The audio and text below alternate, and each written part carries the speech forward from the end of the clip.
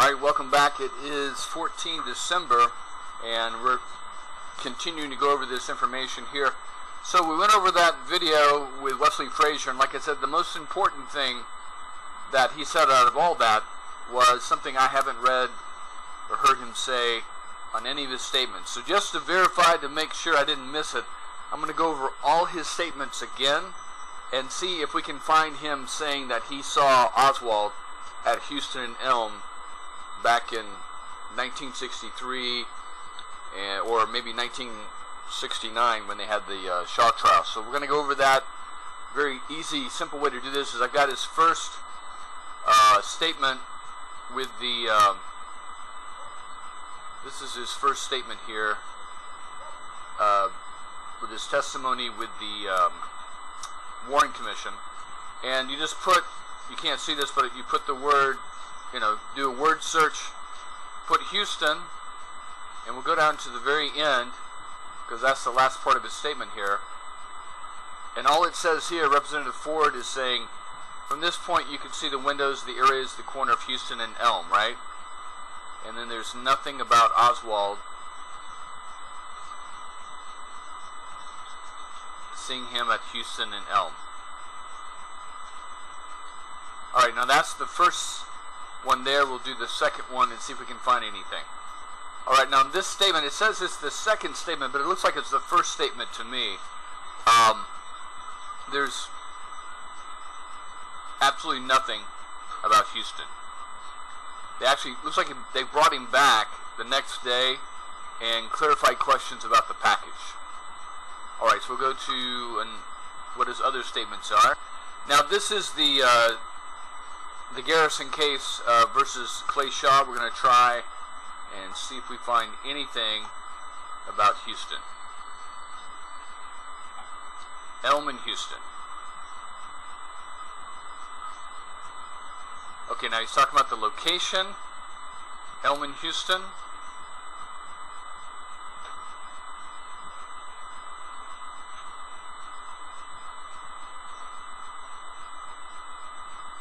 And this looks like he's talking about when he saw the motorcade came down Houston.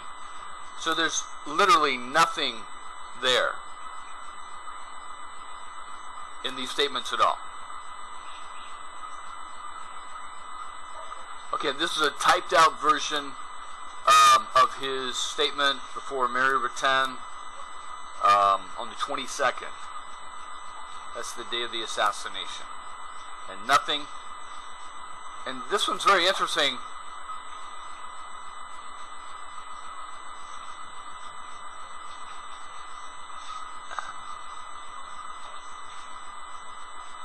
And it says here, he says, I was standing on the front of the steps of the building when the parade came by, and I watched the parade go by. After President Kinney had gotten out of my sight, I heard 3 shots.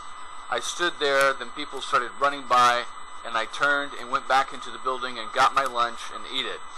I did not see Lee anymore after about 11 a.m. today, and at that time we were both working and we were on the first floor. Now see, that's like a major, major difference from his first statement to what he's saying now, because in what he's saying now, he's saying he heard 3 shots, but the first one was down by the triple underpass, and then he also says that he walked out onto Houston and Elm, and from there saw Oswald come around the back of the building by the loading dock, come up Houston to Elm, didn't say anything to him, and then Oswald went along up Elm, going that way. So this is like a critical statement. I mean, Frazier's pretty honest, but you think something that important that he would mention 50 years later, that he would have mentioned to the FBI, the police, the Warren Commission, because even Garrison, because that would be critical, because it would be like there would be logical questions that would follow after that if you're doing your job as an investigator. Okay, so how was he dressed? Okay, did he look angry? Did he look panicky? How was his demeanor? Why didn't you say hello to him if he passed right by you? Was he carrying anything? Okay? I mean, these are obvious questions that you would follow up on, but they obviously didn't, because don't you think that they did say something to them that wasn't in the statement, they would have mentioned it and followed up on it? Very important, very critical. I don't understand how he can not say any of these things back in 1963, but then just sit there and clearly say them like they were old news. Okay? Anyway. Alright, so we finished that, and like I said, I can't tell you how important that would have been if he had mentioned that back in 1963, 60 years ago. Then somebody with a brain would have followed up on that, hopefully.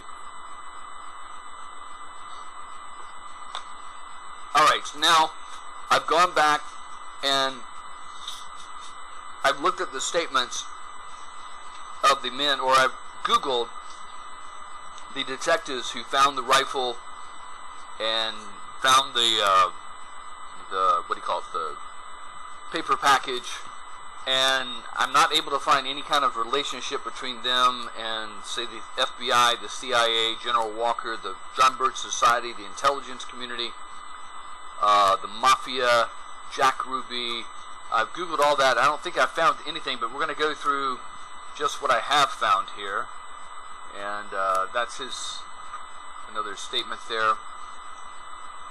This is Dallas Detective Marvin Johnson. Okay, he's the one that found the Coke bottle in the lunch sack, or the Dr. Pepper bottle in the lunch sack.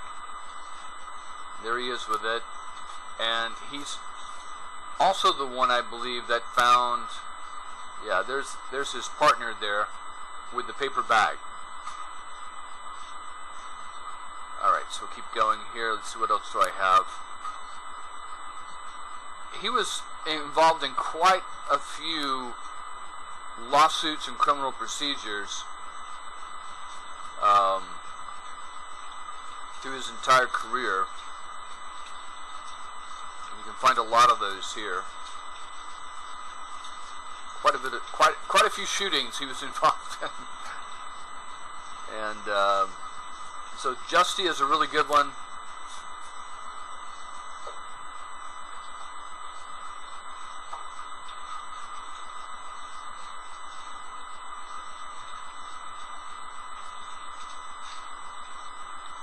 Alright, we'll keep going here.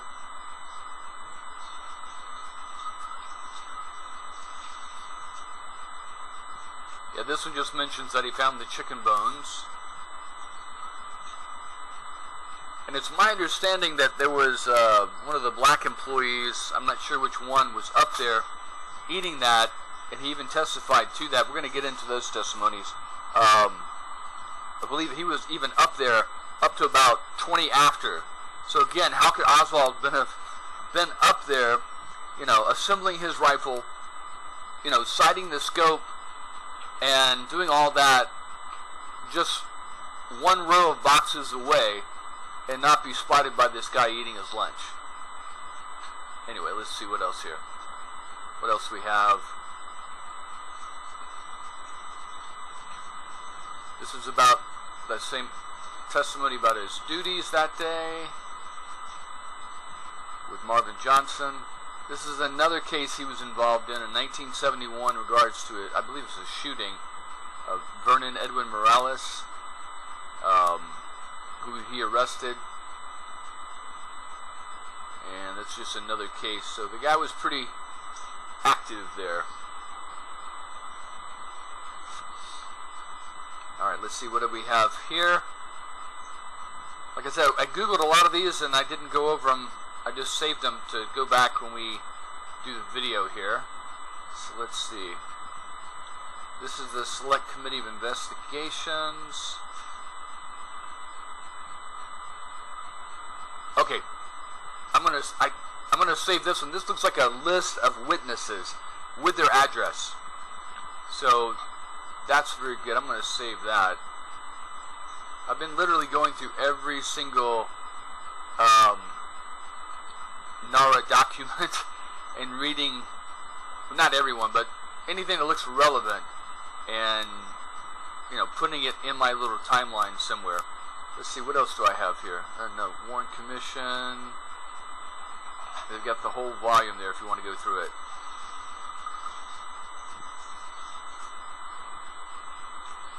Okay, now this is LD Leslie Dell Montgomery. He's the guy that found the bag that they didn't have a picture of, but they put the little, dotted line saying this is where we saw it. Again, any two-bit attorney could say, okay, Mr. Detective, you took a picture of the shell casings, the boxes, and everything else, and the Coke bottle, the Dr. Pepper bottle, but you didn't take a picture of the paper bag in the corner that you say you found. Okay, all we have is your testimony, and for us to believe you, and because you're the police, and yeah, you never lie, and crap like that, right? Also interesting, he was involved in the transportation of Oswald. Let's see. Yeah, and you can see, what is that? That Curry right there? There's Johnson. So, it's the first time I've ever, maybe that's just the way they did evidence back then, but you wouldn't see policemen bringing out evidence in front of people unsecured, not in packaging, not in plastic containers, something to preserve the evidence nowadays. They wouldn't be bringing it out, on the steps for everyone to see, all the news media standing around the steps there. So it's like they bring out the rifle, this is the rifle, and then they walk down the street with it, and then they bring out the Dr. Pepper bottle and the lunch sack, and this is the lunch sack, and then they bring, and the news media is snapping pictures, and thank God for the news media standing out front, because the stupid forensic scientists couldn't take pictures of the evidence, but thank God the media was taking pictures of this. And then they bring out, this sack, because this sack completely looks different than the sack that was presented by the FBI to the Warren Commission. How they can say that was the same sack, I don't know. It just looks different to me, okay? I'm not a professional sack maker, paper sack maker, but it looks completely different to me.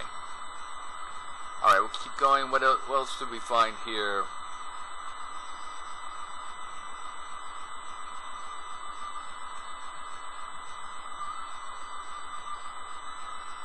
Alright, so hold on one second. Now, I was just basically Googling any connections of these police officers to Edwin Walker. And this is interesting. This comes out November 1991, which is approximately when the JFK movie came out. So General Edwin Walker, who's probably in his 80s by then, felt the need to write some kind of statement here, which is kind of incomprehensible. I don't know exactly what it is, but he says, a common assassin with a dead president, Commander-in-Chief, is an ugly experience since 1963. The president went to Dallas knowing and protecting his November assassin, Lee H. Oswald, from prosecution for his April crime, attempted assassination of former general working at his desk in his Dallas home on April 10th. So Edwin Walker's trying to say that he knew that President Kennedy knew Oswald and protected him from prosecuting him. The Kennedy protection included an early morning secret release of the prime suspect, Lee Oswald, from the Dallas custody on Kennedy orders April 11th. The president did not live to know that he knew his assassin, but everyone else lived to know that he did, and his assassin could not be prosecuted for the November crime because of his Kennedy protection from the prosecution for his April crime. Wow, the guy is like completely incomprehensible. The law does not provide for protection and prosecution at the same time. On the election of a new government, could the protection be eliminated? The common assassin was dead within 48 hours, Friday to Sunday. Very strange.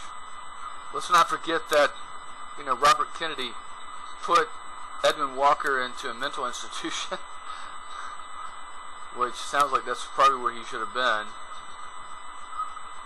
This is a memo from the Secret Service. December 26, 1963. To Jesse Curry.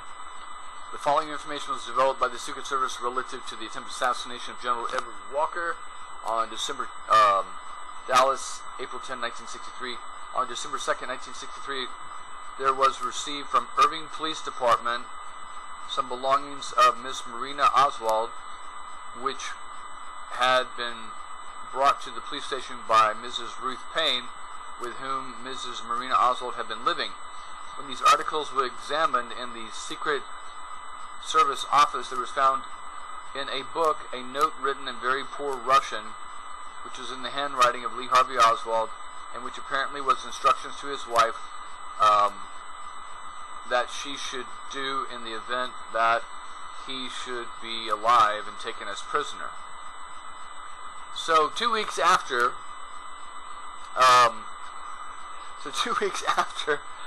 Oswald's killed, Ruth Payne, who also speaks in Russian, brought in a letter supposedly written by Oswald to his wife about what to do in case he gets captured trying to kill Edwin Walker. Anyway, interesting. Alright. So on December 3rd, 1963, Mrs. Oswald was questioned about his note by one of our special agents who speaks Russian, and she stated that this note had nothing to do with the assassination of the President Kennedy, and that the note was written by her husband prior to the attempted assassination of former General Walker, whom she classified as the head of the fascist organization in the United States and who lived in Dallas, Texas. When the Oswalds lived on Neely Street in Dallas, the note together with the post office, Neely Street, planning on doing something dreadful due to his hate for fascist organizations and their beliefs. She also stated that when her husband returned home late that night, she was very nervous and finally told her that he shot General Walker with his rifle and that it was best for everybody that they get rid of him. Now, on the surface of that, you can take that two ways, okay?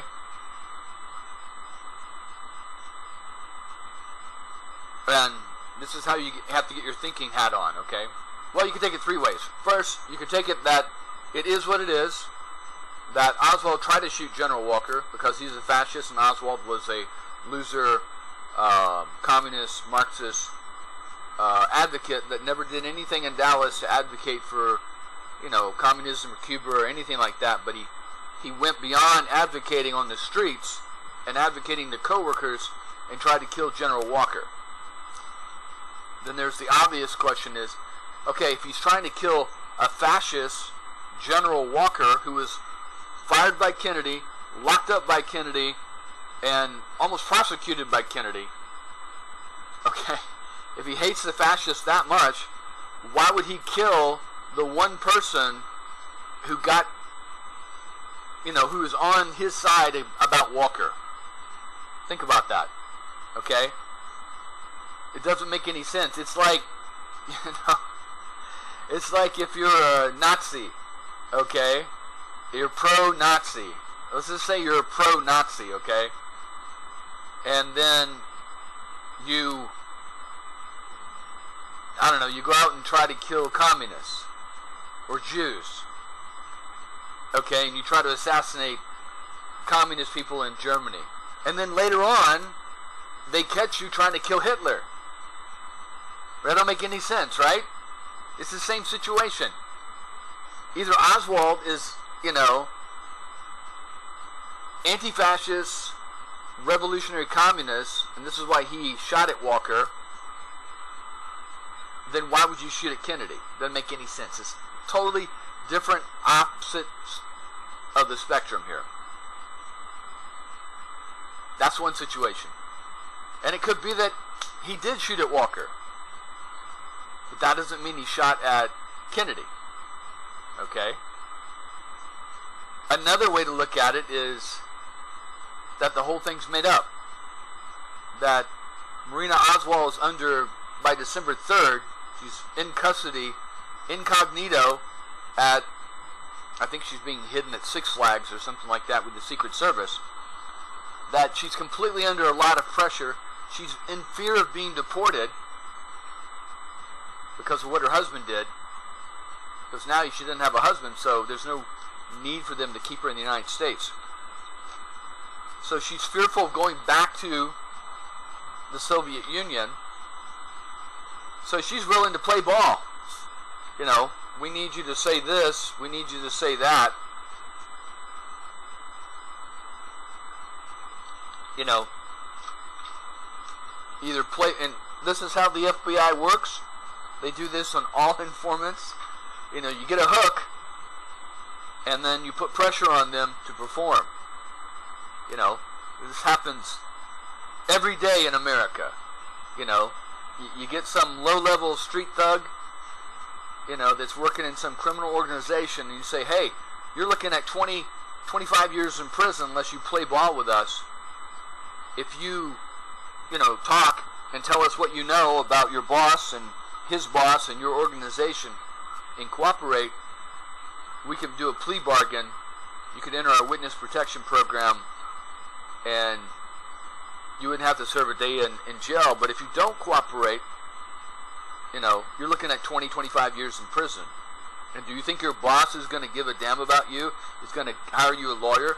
Is going to help you appeal your sentence? Take care of your family while you're in prison? Hell no. This is how the prosecutors work. The Department of Justice, you know, even your local county prosecutor is going to work like this. So she's in a foreign country. She barely speaks the language. Her husband just committed a crime by killing the leader of that country she's in. And you don't think she's going to cooperate and say whatever they say, whatever, you know, give me some, here. Just put a piece of paper in my face and I will sign it. Okay? Because she knows if she goes back to the Soviet Union, she could possibly, you know, face prison there for marrying an American, for going off to a foreign country. This is what she's looking at. So that's another possibility. That's option 2. So option 1 was that Oswald did it, but why would he kill Kennedy if he's anti-fascist? Option 2 is that she's under a lot of pressure, and so she told them whatever they told her to say. Okay? Option 3 is that the assassination was staged by the organization and Oswald and Walker. Okay? Oswald is trying to build up his bona fides as a communist, pro-Cuban, anti-fascist individual. Even though Marina is his wife, he knows that her mail is being monitored between her home and the Soviet Union by the KGB, okay, and the FBI. He's not stupid. So surely from April, so April, May, June, July, August, September, October, November, December, 8 months, within 8 months there, surely she would have written some family back home in the United States and said, oh my God, my husband is crazy. He tried to kill somebody. He came back one night and told me he tried to shoot this American general because he thinks he's a fascist, and Oswald is like pro-Cuban, pro-revolutionary. Okay? You don't think she would have written a letter like that? Okay? That's like option 3A. Back to her family. The FBI is going to note that, oh my God, maybe this guy really is, okay, involved with this communist organization. Okay? Then the KGB is going to intercept all that mail coming to her family, and then it's going to get them to put their guard down. Okay, well maybe he is really what he said he was. Here he's trying to kill an American general. We all hate General Walker, so kudos for him. I mean, think about anyone who was out of all the generals who the Soviets, American generals that the Soviets feared, hated, and disliked, there was no one more than General Walker. Okay? First they thought he was crazy, and then, he was very capable, and they were very relieved when Kennedy made him resign and had him arrested. So, out of all of the people, General Walker would have been, if Oswald had killed General Walker, he would have been a hero of the Soviet Union. Okay? Just think about it. And so if the organization is trying to hunt down communists and flush out communists, shooting General Walker would make Oswald's bona fides. And then Oswald would probably be then the KGB would put out feelers to their like-minded people, their undercovers, the sympathizers, in the United States, and then they would probably try to contact Oswald. So it could be a way of fleshing out communists by saying, oh, I tried to kill General Walker, and then telling his wife, because he knows his wife is still in contact. So either she's working with the KGB, there's two options there. Either she's actively working as an agent for the KGB, or she's just ignorant and writing back to her family back in the Soviet Union, and then that information would come through to the KGB because they would be opening up her mail. Either way, it paints Oswald as being on their side, and further, deepens his legend as a communist and with the Soviets. So you can look at it one of three ways. Oswald was crazy. He really did it. It scared his wife, and she told the police. But you notice one thing: she never told anyone because she was afraid of being deported. She was afraid. She told on her husband that she would get deported. This is why she never told anybody. So, like I said, it's Oswald. Either Oswald really did it, he told his wife, left her the letter, and it was just like they say, or they made up the whole thing. The FBI did. Maybe even some of the organization made it up. And then they got her to say whatever. And then there's the third option, that it was staged by the organization. They told Oswald, look, this is your assignment. We know that your wife's in touch with her relatives, or maybe the KGB. She was writing the embassy, the Soviet embassy, back in, February of the beginning of the year, saying she wanted to return to the Soviet Union. Okay, and then she found out she was pregnant, and then Oswald got the gun, and then she stopped that. So that's just another, depending on which Oswald you're looking at, depending on which way you would know. I don't know for sure which one of these options is real or really happened. I don't think anyone ever knows. Okay?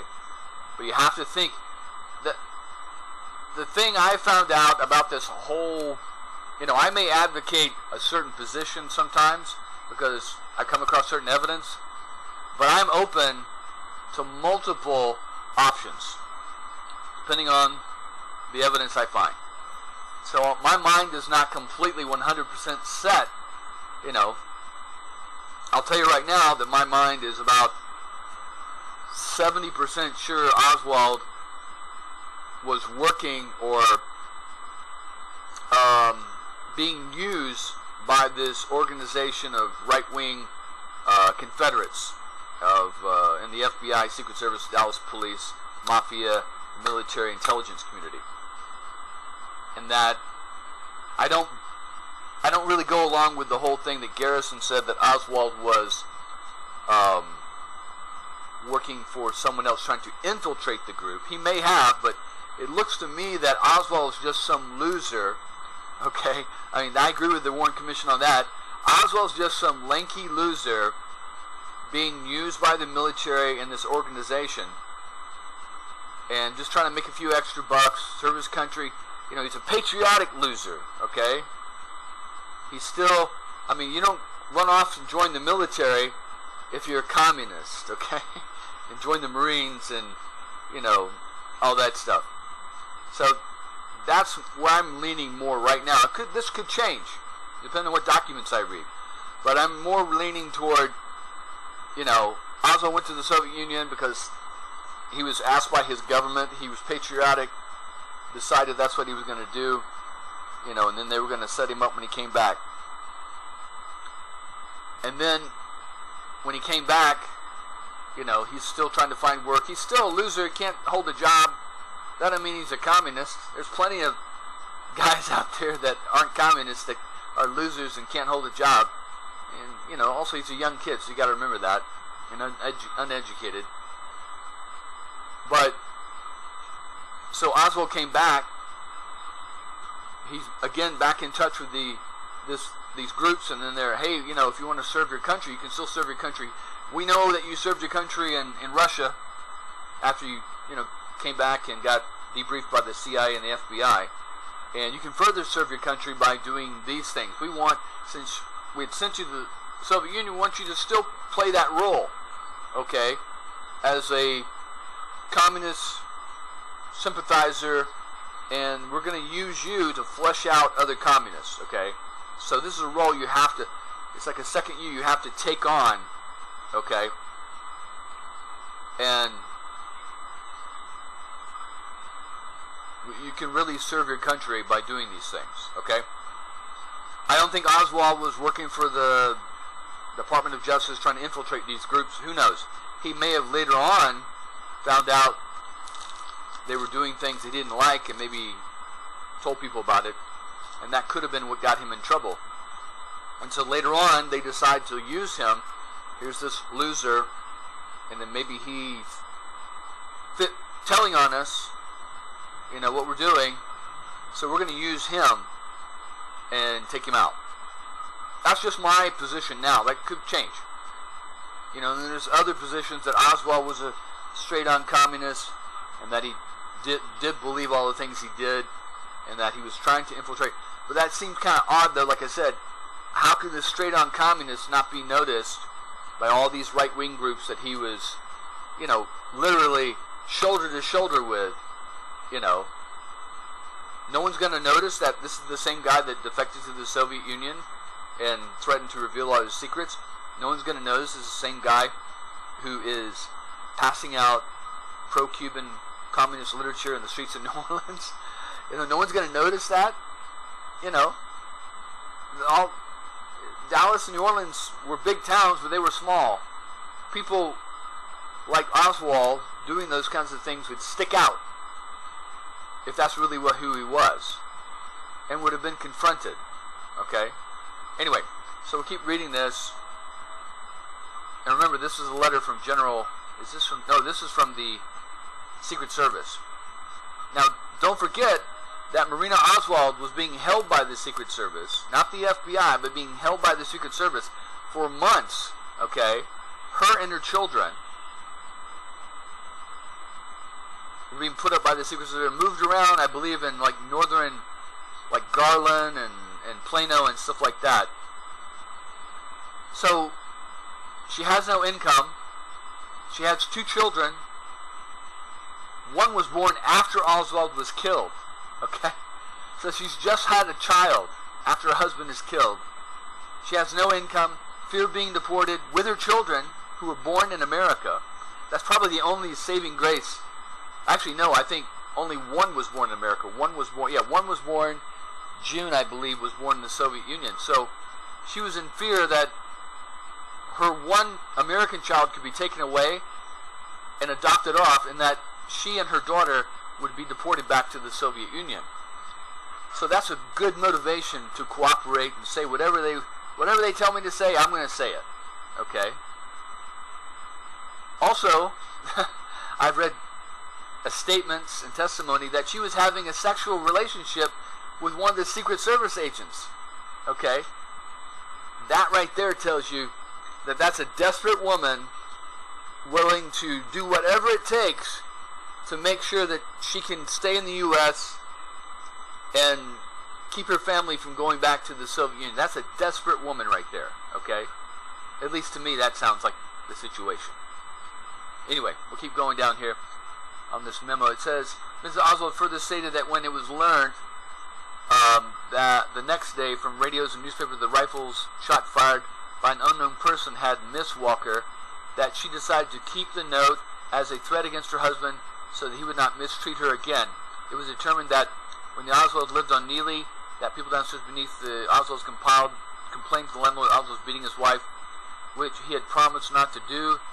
She further commented that she did not report this matter to the police as she loved her husband, and particularly that she did not report it to the police on account of their child, she stated. And now another thing to also think about is that Oswald, let's just say that the organization came to Oswald and told Oswald, yeah, your wife, we have evidence that your wife is actually a KGB agent or is reporting back to the KGB. Okay? So don't trust her with everything. This is why he's living in another,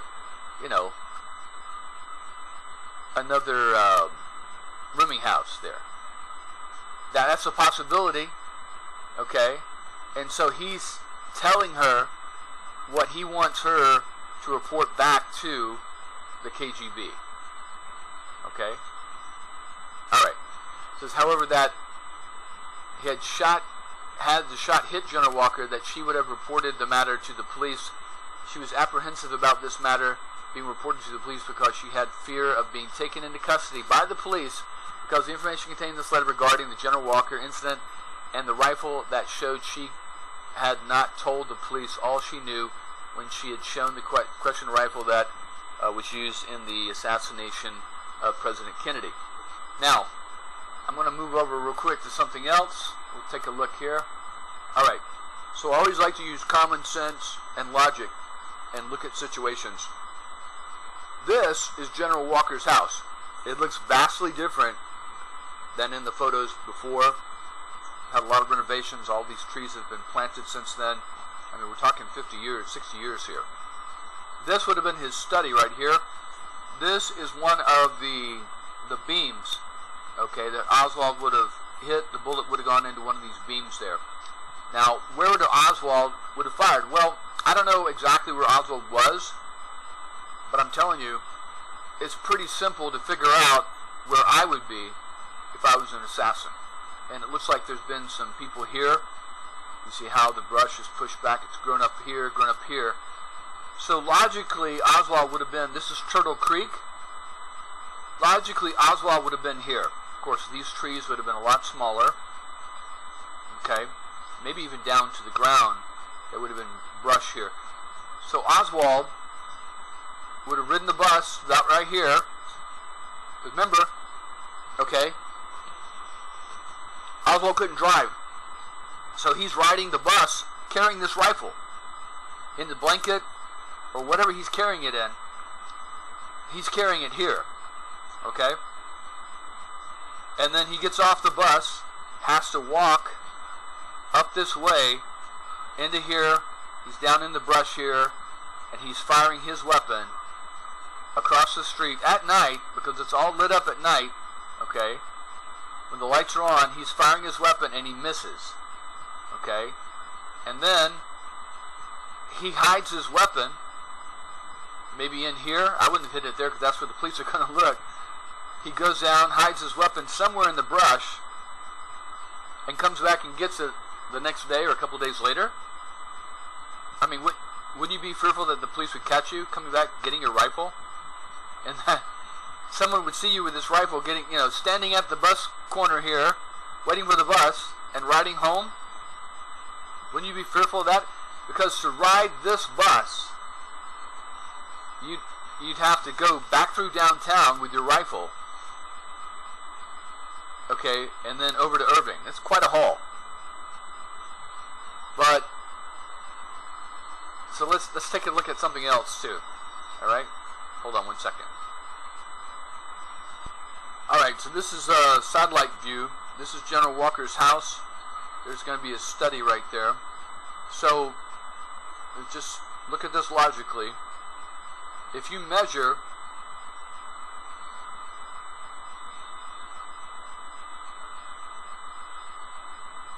alright, from there to there, talking 186 feet. Let's give Oswald the benefit of the doubt, and he's back here a little further. So let's say 205 feet. Okay? That's Oswald way back in the woods, firing at the lit up study of General Walker. Okay? Let's take it the next step. Alright, so you have to think of these things logically, okay? So, here we go. This is the distance here. Matter of fact, I don't think Oswald would have been down in the creek there. We're going to pull it back a little bit. So we're going to say 185 feet. 185 feet. If Oswald can't hit the general and fire multiple times at the general from only 185 feet, literally right across the street, what makes, and you know, the general's sitting in a chair, not moving in a car, and Oswald can't even hit him. He hits the door frame. What makes you think that he does any better and can hit a moving target at 270 feet away, further, okay, we're talking, what is that, 85 feet further, and bing the president in the head, dead on, smaller target, in a moving target, in a car, okay? It's because you got, you know, maybe some target practice out at the sportsman's rifle range. And again, where are the reports of Oswald at any rifle range between when he got his rifle, what, in March or April or something, and shooting at General Walker? Maybe that's why he missed General Walker, because he didn't practice there. And then, for that matter, where are the reports of Oswald practicing with his rifle in New Orleans? Okay?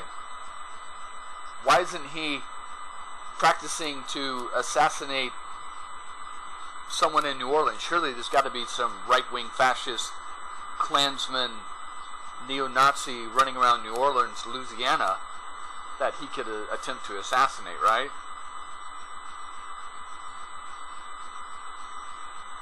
So,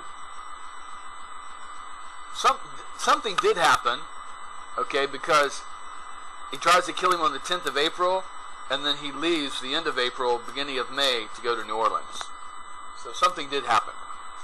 But whether it was, you know, staged, set up, whatever. And again, like I said, if you're trying to kill a right-wing fascist on this end, here's General Walker on the right wing. If you're trying to kill General Walker because he's a crazy right-wing fascist, probably the #1 target, hated by the Soviet Union, why then would you try to kill a moderate, which is where Kennedy would be here, okay, who fired General Walker? I mean, Kennedy would be the last person they would want, the Russians, the communists, the Soviets would want assassinated, okay? Because Kennedy got rid of General Walker, the most feared general. They got rid of, the head of the CIA, Earl Warren, or not Earl Warren, but Earl Cabell is the mayor of Dallas, and his brother got fired from the CIA by Kennedy. So Kennedy went in after the Bay of Pigs and just eliminated the top guys in the CIA. That's a coup for the Soviet Union. Why would they want to kill someone like that? Okay? And then, you know, then Kennedy was also trying to shut down all these, you know, right-wing Cubans that are trying to overthrow Castro. And if you eliminate Kennedy, then you've got someone much further to the right, an anti-communist. You got Johnson. So it doesn't make any sense if you're Oswald to try to kill Walker and then try to kill Kennedy. Totally illogical. It doesn't. It's like I said, it's like some Nazi guy in Germany trying to kill Jews and communists, and then turns around, you know, is doing that, and then turns around and tries to assassinate Hitler. It doesn't make any sense. You just have to think about these things, take a step back, become unemotional, and logically think about it, and it all makes perfect sense. You can have a million documents saying whatever, but in the end, it all has to do with logic and what common sense tells you is going to happen. Okay? And again, like I said, you've got this supposed, you know, communist. He's a defector to the Soviet Union. He's an advocate for Cuba and the revolution, but he never advocates in Dallas. When he does advocates, it's in New Orleans. Okay? And then he's basically shoulder to shoulder with all these right-wing groups, and no one ever calls him out. No one ever does anything to stop him. They keep letting him work there. You know, yeah, come work at the Riley Coffee Company. You know, think about it. Mr. Riley, we'll go over Mr. Riley later, is getting a lot of his coffee beans from South America, and if all these coffee bean manufacturers go to communism, he's going to lose all that. Okay? So his stake is with keeping communism out of South America. But yet he's going to hire this communist who defected to Russia, became a traitor to the United States, but he's going to still have him work with him. Okay? It's just too much. I mean, I just think about it the more and more, and you can have 1,000 million documents saying this and that, but you just think about these major discrepancies and illogical things, and it all makes perfect sense. Okay? That's why I'm 75% sure that Oswald was working with these right-wing groups we call the organization. You know, to him it was just a way of making a little extra money. Hey, you know, thanks for your work and you know, giving false information to the Soviets as a false defector. And we appreciate your work, and here we got a little extra money for you. We can help you get a job and all these things. Okay? I mean, he goes and works for a defense contractor, for Christ's sake. Jacob Childs, when he gets back to Dallas, and he defected to the Soviet Union, threatened to, you know, out loud, it was even reported in the newspaper, give all his military secrets to the Russians. But yeah, they're going to give him a defense contractor job with a defense contractor? How does that work out? Anyway, keep going on here. Alright, further on this memorandum, it says, on December 10, 1963, our special agent had an opportunity to question Mrs. Marina Oswald more in the detail regarding the General Walker incident, and she stated that Lee Harvey also told her that once before taking the shot at General Walker on April 10, he had gone to the Walker residence for the same purpose, that he had changed his mind as the place had not looked just right for him, and that 3 days prior to April 10, he took his rifle out of the house and buried it in a field near Walker's house. Mrs. Oswald further stated that upon her husband's return to the house after he had tried to kill Walker, telling her about it 3 days later, she saw him taking his military green raincoat for the purpose of wrapping the rifle and bringing it home.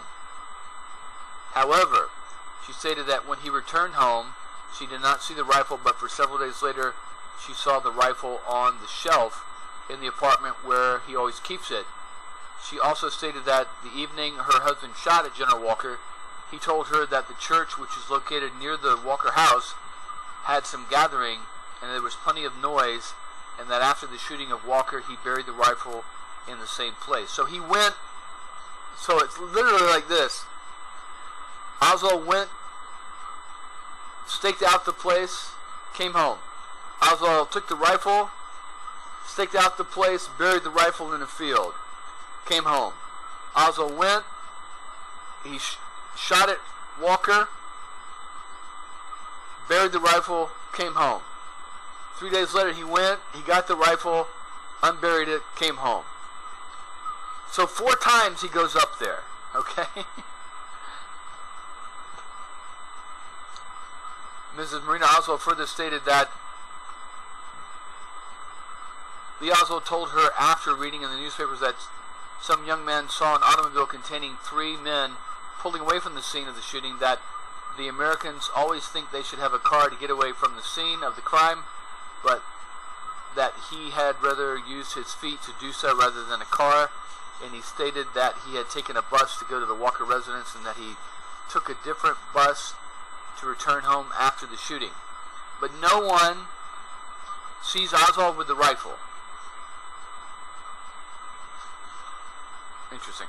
Mrs. Marina Oswald was questioned as to how she was able to explain to her mother-in-law, Mrs. Marguerite Oswald, concerning the attempted assassination of General Walker by her husband, and she replied that she did the best her knowledge with the English language, and that no one else knew about the shooting at General Walker by her husband except her and her mother-in-law. Wow, interesting. So Marguerite knew about it. Alright, let's see what else. We'll wrap this one up here.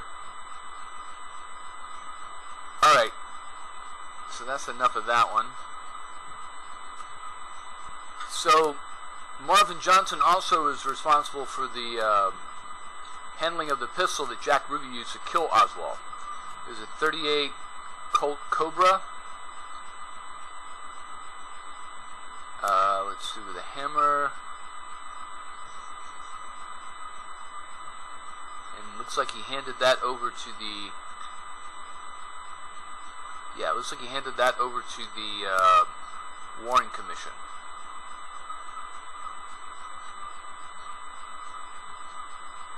Alright, there we go.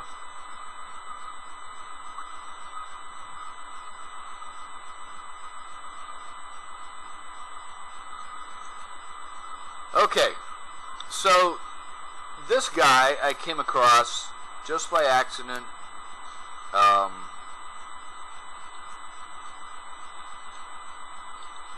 And just want to throw this out here.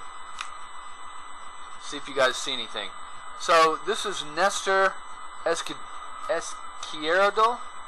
Nestor Tony Izquierdo was born in Matanzas province in Cuba in 1936. The son of Camille Izquierdo and Josefina Diaz. So in 1963, he would have been 27. Okay? As a young man, Nestor worked with his father in construction business. In 1959, Manuel Artima emerged as a leading anti-communist.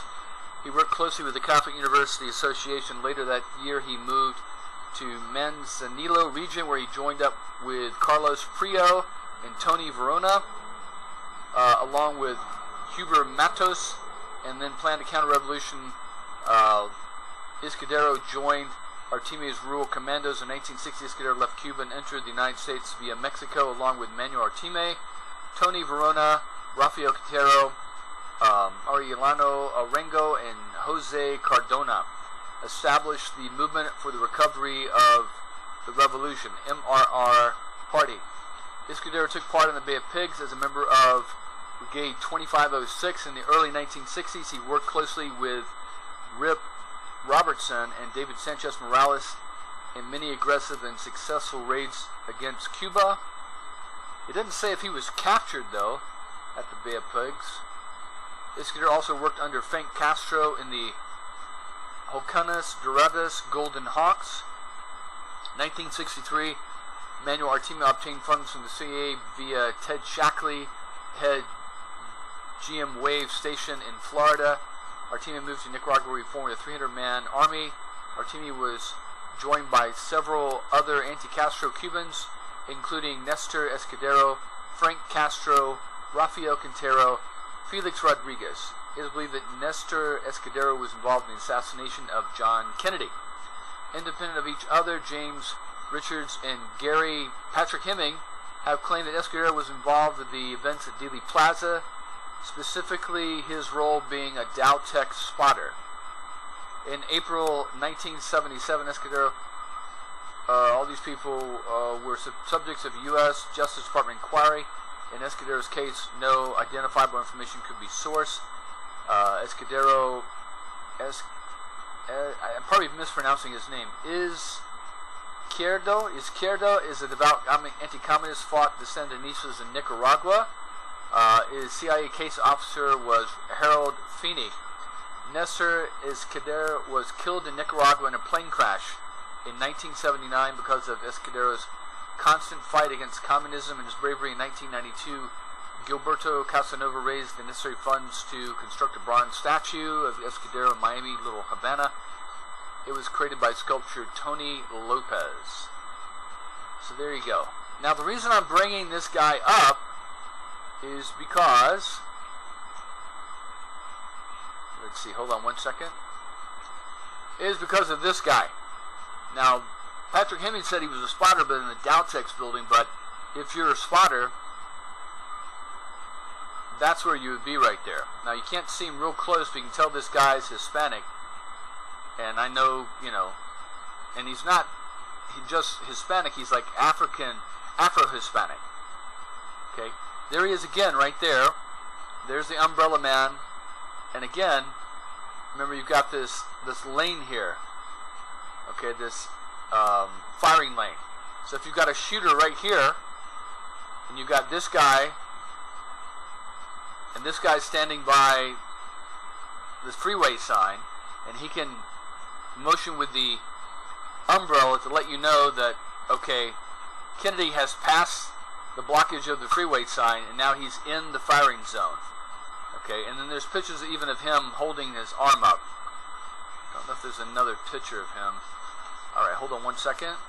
So, there's no pictures, there's no way to identify this guy.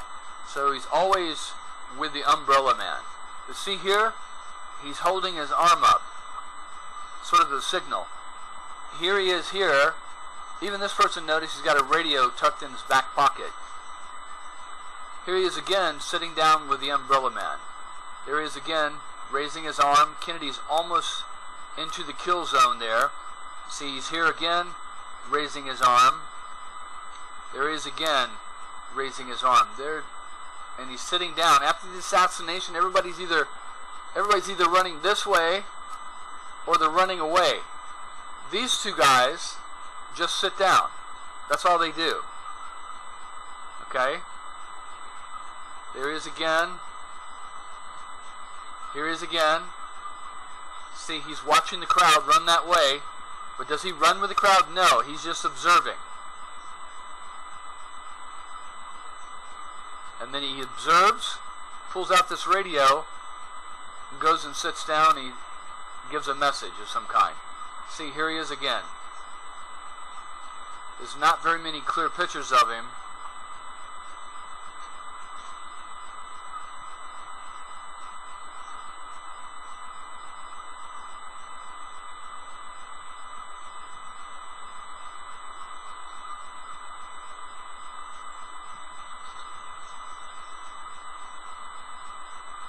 But if you think about it, if you take what Patrick Hemming said, if you're a spotter for the Dowtex building, okay, that means you're here, you're outside past the sign, so you can signal, see like he's doing right there, to the Dowtex building that Kennedy is now in the kill zone to shoot. There he is.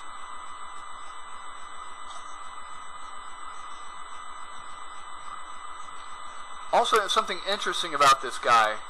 Let's take a look here. Okay, you see how there's some African Americans right here, and you see how they're dressed? See, the women are dressed in dresses, the men are in like little dress shirts. There's some more people here. Hold on one second.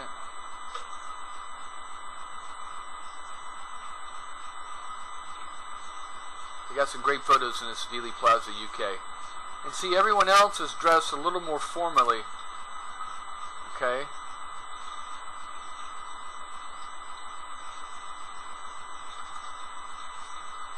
This guy, besides some of the news media, is the only one wearing this type of hat. You see that hat right there? It's like one of those, I don't know what they're called, but they have like a little bill that sticks out in the front, and then they kind of run up. I used to wear one as when I was a teenager, in my 20s. But he's the only one wearing that type of hat. All these other guys are wearing these, like, you know, these Ruby hats, like Jack Ruby was wearing. So this would be another way of distinguishing yourself. You see, wearing a Ruby hat. You've got a bright. See, he got this bright white jacket there that sticks out. See, no one else is wearing. They're all wearing black, and he's wearing a white jacket with a black hat on the top. So that's a good way to stick out. And if you're firing from the Deltex, you just line up in the kill zone here. This guy lines up here, and you've got Kennedy in the crossfire. See, this is just moments before Kennedy is shot. So I don't know who this guy was. He looks a little older than Escudero, but you know, Escudero would have been 27. Escudero would have been 27. And see, he's even wearing almost like a beret, like this guy would have been wearing. And see, here's another one. See Escudero? Let's take a look at that again.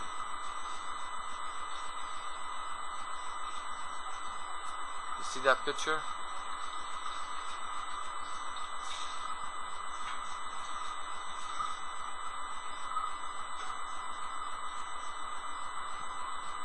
I'm just going to call this guy the Cuban radio man. So could that be Escudero right there? Let's take a look here. Hold on.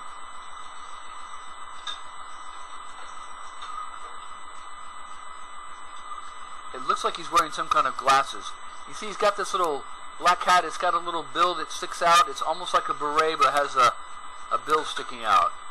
And see, he's got something in his pocket here. It's sticky. You see, it's square, and it's sticking out there. Why do these guys just decide to sit down beside each other?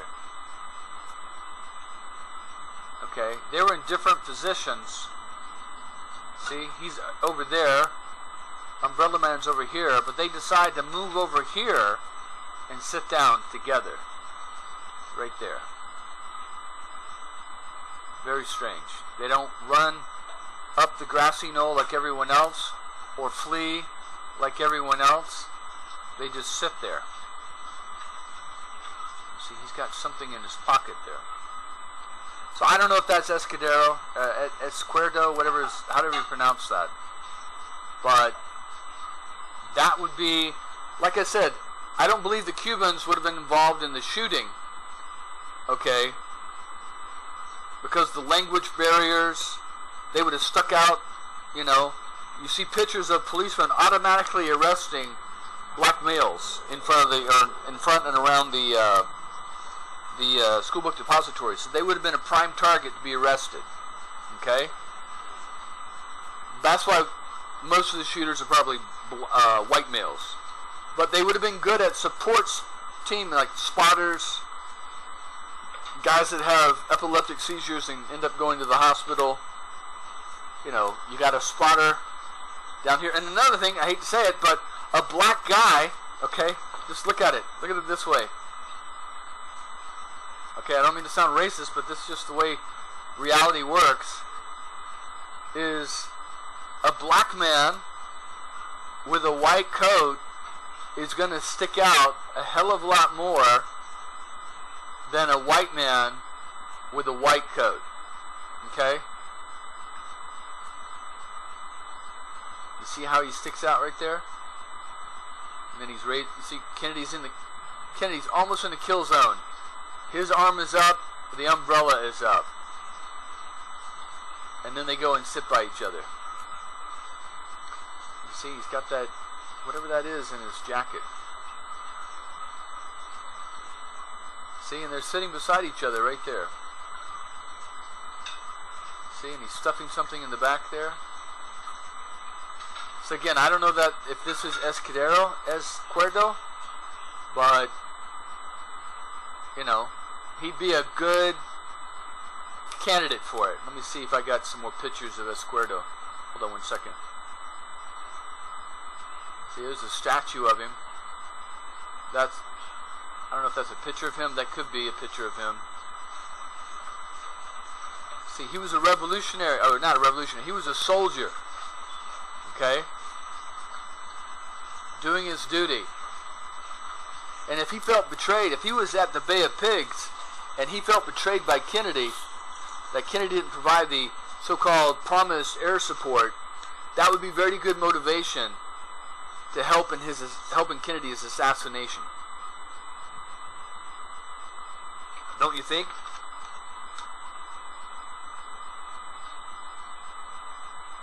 Oh, wait a minute. Here's an article right here. What is this?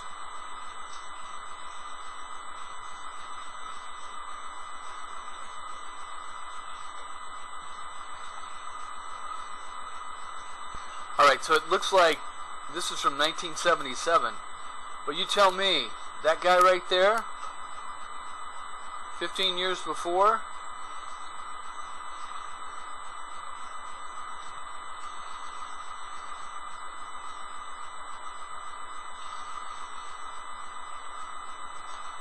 see if we can get a closer picture here.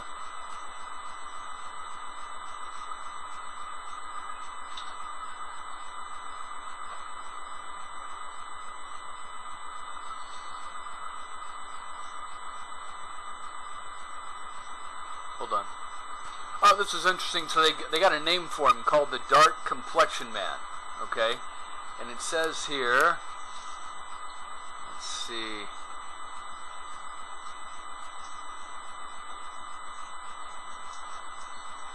Well, this is interesting. Talks about Witt, who is identified as the Umbrella Man, worked with the Rio Grande National Life Insurance in the Rio Grande building. And then he mentioned that that building also housed the immigration office, which was frequented by Lee Harvey Oswald, and that the Rio Grande office wrote a lot of insurance to the military. Interesting. And then here it is, the Dark Complexion Man. Some of our readers wondered why I did not mention another figure who acted strangely as Kennedy limo passed. This was the so-called Dark Complexion Man, so named because his complexion was the most readily available identifying features of November 22nd. I left him out from the initial piece because I wanted to focus solely on the Umbrella Man, who, after all, was the sole subject of the New York Times video I was considering. Nevertheless, Dark Complexion Man is without question an extremely important character, maybe even more deserving than scrutiny than the Umbrella Man. Dark complected man, like Umbrella Man, was on the grassy knoll. Like the Umbrella Man, appears to reasonably observers to have been signaling, just like I said, at the precise moment of the JF car pass, as the Umbrella Man opened and pumped his umbrella repeatedly. Dark complected man shot his fist up in the air. To some, DCM seemed to be calling for a halt to the presidential limo, which did in fact either come to complete halt or slow down to a crawl. And also, it could signal that the target was in the kill box. So, you know, if you've got guys up on buildings away, they may not be able to know that he's in the. They got him in his sight. Okay, imagine this: you got one guy with the scope of the gun on Kennedy's head. So he can't see when Kennedy is in the kill box, okay? But you got an observer beside him with binoculars that can watch that. It's not watching Kennedy, but it's watching Umbrella Man and Dark Complexion Man. And when he sees the umbrella go up and the fist pumping, then he knows Kennedy's in the kill box, okay? And then he can signal to the guy beside him, the shooter, to fire. So like I said, the shooter's going to be, you know, basically zeroed in on the back of Kennedy's head with the scope. He's going to be, you know, have blinders on, not be able to see when Kennedy's car enters the kill box. But the Dark Complexion Man can be seen by the observer to his left. Anyway, let's see what else we have here. Another intriguing thing about DCM is that in the photos, something that looks like a radio walkie-talkie appears to be protruding from his back pocket. Taken together, Dark Complexion Man and Radio and Umbrella Man add real bulk of mountain of circumstantial evidence from a conspiracy to the death of Kennedy. Yeah, I would think so. Alright, so I've gone way over my time there, but I just wanted to mention that, you know, I think it's pretty strong evidence that Dark Complexion Man, I guess you call him. Let's see, hold on a second. This guy right here could be, hold on, where's my article? Could be this guy. And actually, we didn't even read this article. Let's see, this is from 1977. A Cuban refugee with reported ties to the CIA planned to return to Miami home Wednesday night after almost 2 weeks in a Bexar County jail, so that would be San Antonio. Nestor Esquerdo Diaz was arrested March 22nd at San Antonio International Airport for allegedly falsely declaring he was a U.S. citizen after arriving on a flight from Mexico City. He was released on $25,000 bond Monday. His attorney, Roy Barrera of San Antonio, stated in a motion filed with the judge that Escudero served with the CIA and could not return to his native Cuba or to Mexico. Esquerdo told reporters he left Cuba in March of 1960. He said he was never told he was working for the CIA, but his attorney just said he did. Speaking in Spanish with Barrera as interpreter, he said he went to Mexico City to fulfill a promise. I promised to visit the shrine of Guadalupe if I returned alive from the Bay of Pigs. But it took him 14 years to do that? Oh, interesting. And you think he'd been in the U.S. for 17 years and he hadn't got U.S. citizenship? Interesting.